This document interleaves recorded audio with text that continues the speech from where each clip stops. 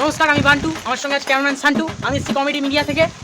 তো আমি এখন আছি আমতাজ উত্তোলন গ্রামে। দেখতে পাচ্ছেন এখানে এত রুমালের প্রতিচ্ছবি দেখতে পাচ্ছেন, যে রুমাল মানে রেমাল ছিল না, ভোর 3টে থেকে হওয়ার কথা ছিল, 3টে থেকে হয়েছে, কিন্তু আবার ফেরার পথে যাচ্ছে রুমাল মানে রেমাল ছিল।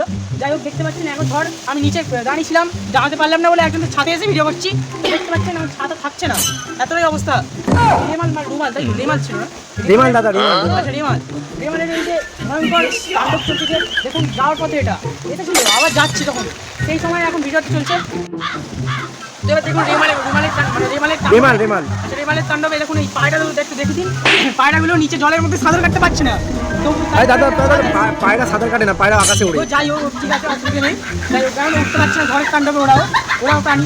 হ্যাঁ, তো আমরা দেখুন দেখতে পাচ্ছেন এইগুলো কি অবস্থা চলছে এখানে। দাদা আপনার গেঞ্জি উড়ে যাচ্ছে, গেঞ্জি ঠিক করুন।